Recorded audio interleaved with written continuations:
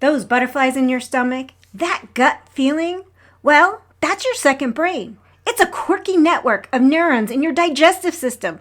It's the key to linking your digestion, mood, and overall health. So let's dive in. Hey there, feeling lost in the sea of confusing health tips? Think nothing works for you? Well, don't sweat it. You're not broken and there are better days ahead. I'm Jolene, a nutritional therapy practitioner and BFF on this wild ride. Welcome to Holistic Health Made Simple, where we embrace empowered eating and reclaim control. Let's feed our body, mind, and soul to unlock true health. So grab your water bottle, pop in those earbuds, and let's get this party started. Hey there. So you already know that your gut is often called your second brain. It's really not surprising considering how closely the gut and brain are actually connected. They influence everything from your mood, your memory, to your overall brain health. Imagine this, your gut and brain having a lively chat over a cup of coffee. Sharing, the latest gossips and updates. Well, that's what's happening inside your body, thanks to the gut-brain axis. This quirky connection between your brain, gut, and those tiny microorganisms living in your digestive system is a real game changer for understanding our overall health, especially when it comes to how we think of things, our mood, anxiety, all of it. Science right now is working so hard to try and piece together the mysteries of the gut, brain, and microbiome axis. And it turns out that the gut and brain are connected through the largest nerve in the body. It's called the vagus nerve. Through the vagus nerve, the brain and the gut chat back and forth. The vagus nerve does need some help to have this communication. It gets it through gut hormones, neurotransmitters like serotonin and dopamine. But guess what? Those neurotransmitters are actually made in the gut. So when your gut is happy, your brain is likely to be happier too. This gut-brain connection can influence everything from mood, mental health, to conditions like irritable bowel syndrome. But wait, the gut also produces other important brain hormones like gamma-aminobutyric acid, otherwise known as GABA, because I probably butchered how to say the official science name, and neuroepinephrine. GABA is actually like a natural tranquilizer. It calms the brain, it promotes relaxation. Meanwhile, I'm going to struggle with this, but I'm leaving this right in this episode. Norepinephrine gets you all hyped up. It's the opposite. So we got the one that brings you down and the one that hypes you up. And then we have recent research. It's shown that the trillions, yes, I said trillions, of microorganisms living inside your gut, the gut microbiome. We've talked about it before, we'll talk about it again, but they play a crucial role in this communication loop. When there's a hiccup in this system, it'll lead to health issues, IBS, depression, anxiety, and even obesity, but this is just a few of them. Almost all your health stems from your gut. Picture this. You are about to give a big presentation and suddenly you feel those little butterflies in your stomach. You want to run out the room, throw up. That is your gut-brain axis at work. The enteric nervous system, often called your second brain, is sending signals to your nervous system, which can affect your mood. It's triggering the fight or flight response as well because now you're getting nervous. But it even gets even more intricate. The gut-brain connection involves a neurobiochemical, neuroendocrine, and neuroimmune systems. It creates a complex network of communication throughout your body.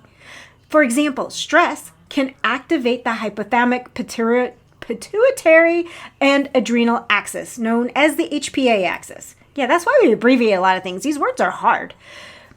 This axis, when it's triggered, can increase cortisol levels, which will affect your gut microbiota.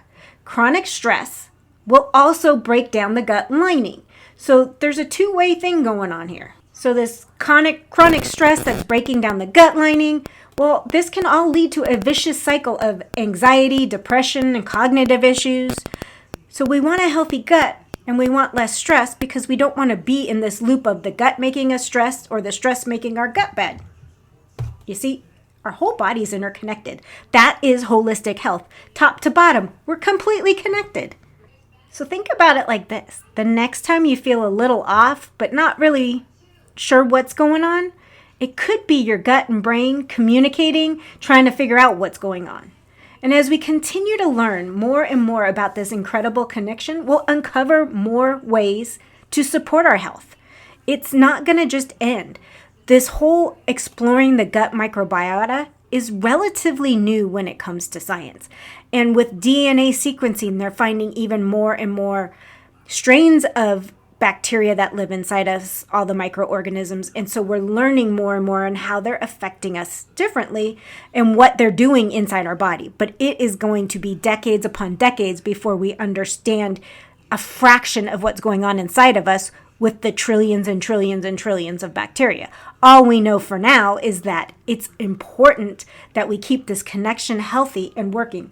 We want to talk to it. We want to make sure it's talking back and forth. Side note, and this is super, super, super important. Please listen to this section fully.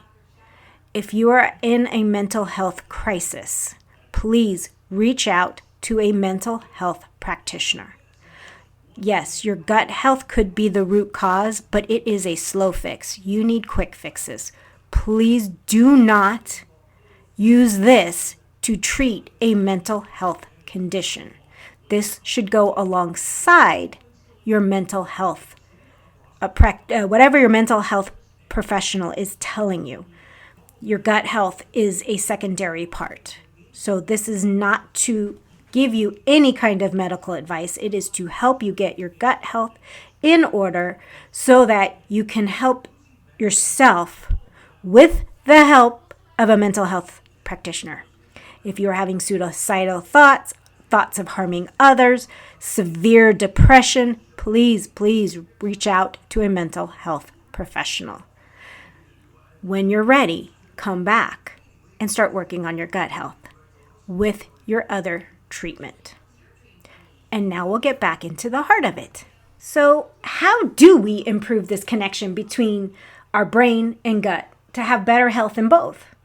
Holistic therapies can be super effective because they tackle the gut-brain axis from all angles: thoughts, emotions, the nervous system, and our physical body, instead of just looking for a single fix. It's all about combining different strategies to feel better and boost our overall health. So the first thing we can do is treat the gut microbiome. Now, many people will say, go test it, see what you could do, see what's behind all those pesky digestive issues. Now, it depends on what's going on with you, whether testing is appropriate or not. For some people, testing is imperative because they won't believe they have a gut problem without seeing a result. For others, they can just start doing stuff to help nourish a healthy gut, and they may never need testing. Now, if you're having massive gut and digestive issues, testing might be beneficial because you might have something going on that requires a doctor's prescription of an antibiotic, something like SIBO, H. pylori. There's a lot of things that, although we love the natural approach, it doesn't always work to rid yourself of the problem and get your gut back into balance. Now, throwing a random probiotic at it isn't the key either. But just know, testing or functional testing can spot certain things like bacteria, yeast, or parasites, and this might save you a lot of trial and error along the way as well. It's one of those things that you have to really see what fits inside your budget. Is testing in your budget? Then maybe it is the quickest way, but it may produce no concrete evidence one way or the other. And also finding someone who is well versed in the testing that can actually help you. This is not something a normal MD under insurance will run. So you're going to have to go to a functional doctor, a functional practitioner, a functional nutritionist that has education beyond their nutritional or regular education into these modalities and to understand and be able to interpret these tests. Oftentimes you go to a functional doctor and they run all these tests and they still can't interpret them properly. There's good and bad in every profession. The goal is to find someone you trust to help you if you're going to go the route of testing. So along in the category of treating the gut microbiome, there's also the idea of getting our gut healthier again, getting that diversity back into our microbiome. And that requires feeding, seeding, and weeding. We want to weed out the bad guys, we want to seed it with the good guys, and we want to feed the good gut. Yeah, feed it. We got to feed it to grow. Think of a garden. You weed out the junk that you don't want there. And all weeds are plants that are growing where they're not supposed to. But we want to seed it with what we want growing there. And then we need to feed those seeds so they actually grow. So we've got prebiotics, postbiotics, and probiotics. Most of you are very familiar with probiotics. Probiotics are the actual bacteria. Prebiotics are what feed the bacteria. And postbiotics is the different chemicals that come out after the probiotics eat the prebiotics. It's kind of the waste, but it's actually very good for your body, and we need a lot of that. So we want to not just pick up a random bottle of a probiotic and think, okay, I'm good, I'm going to take this every day, because we don't know what's going on in your gut. The best way is to make sure you're feeding it.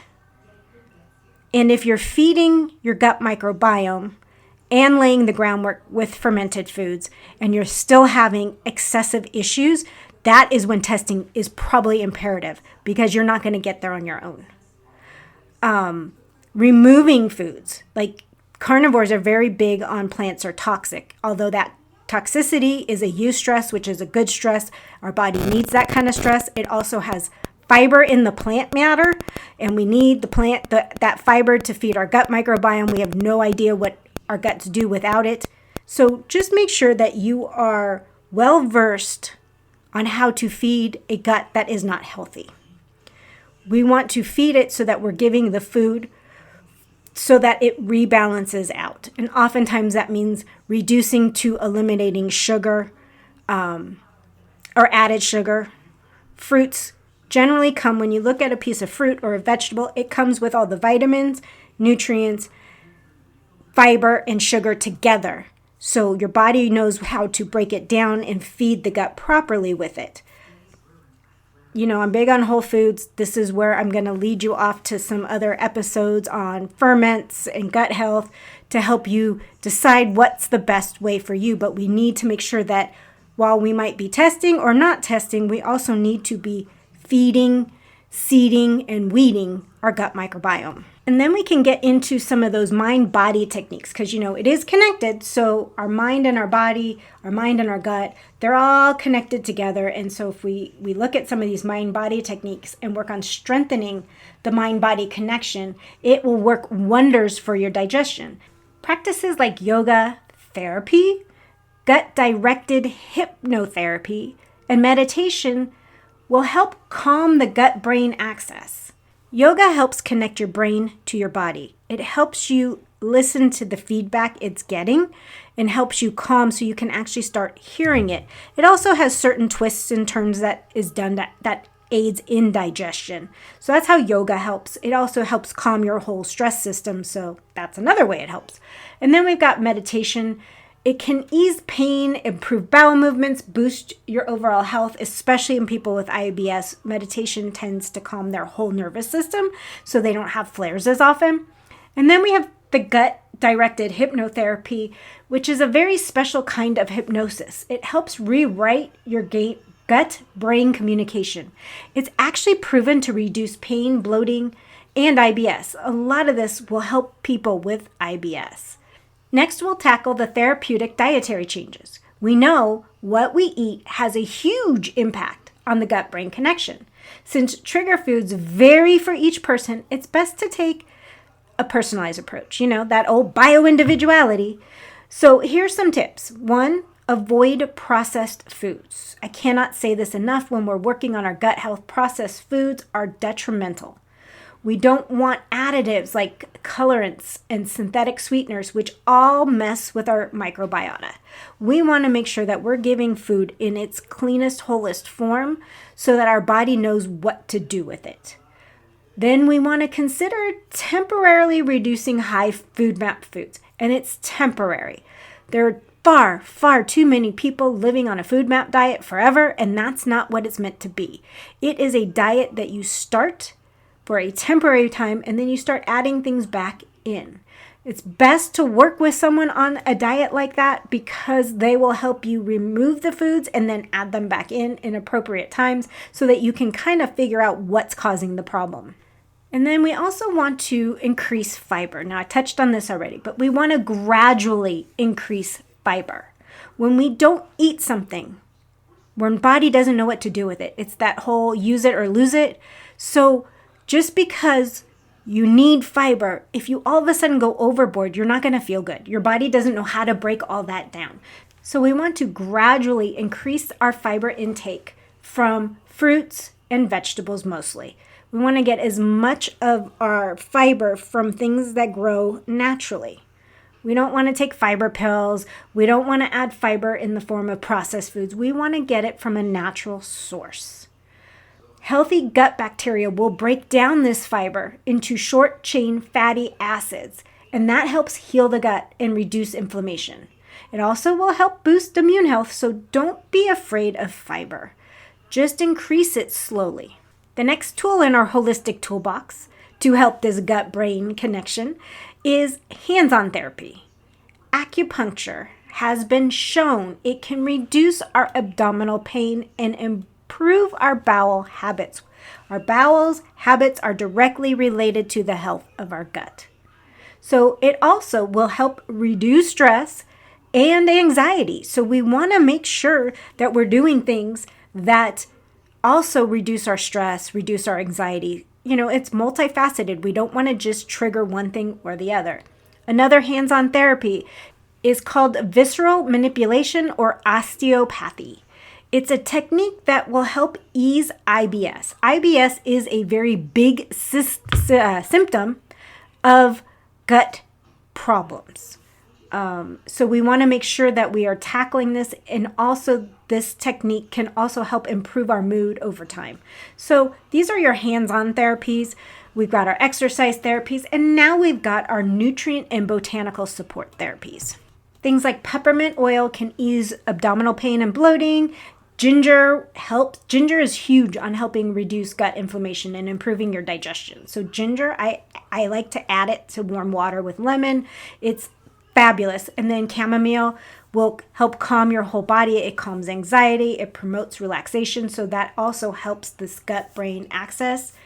L-glutamine is known to help with the gut lining. So it is not a bad add-in, especially if you know you have some gut permeability going on and you want to get at that. Another is omega-3 fatty acids. It is profound for helping reduce inflammation and your overall brain health. We know that omega-3 fatty acids are important. The problem we have in a standard American diet or any standard Western diet is that we're getting far too many omega-6s versus the omega-3s. So we need to be more aware so that we're increasing our omega-3 intake. Now, you can do this simply by foods: salmon, walnuts, chia seeds, flax seeds. But you can also take a supplement, but supplements can be tricky because oftentimes they're rancid. If they come from a heat press source, they are going to be rancid and not actually help you. You're best to get them from food. Then we also want to look at polyphenols because that helps protect our brain. You can find polyphenols in foods like berries, dark chocolate, friends, green tea, and olive oil. They're all rich in polyphenols. They support not just your brain health, but they also support gut bacteria and they combat oxidative stress. So that's why polyphenols are so important. The last thing that we can do is staying hydrated. Hydration, proper hydration, meaning when you go to the restroom, you should go in the middle of the day, your urine should have a slight tinge of yellow. It should not be dark yellow. It should not be clear. We want our body properly hydrated because it helps wash everything through your system. It is very important. So just to wrap up, your gut-brain axis and how it communicates back and forth is hugely important to our overall health and our mood health.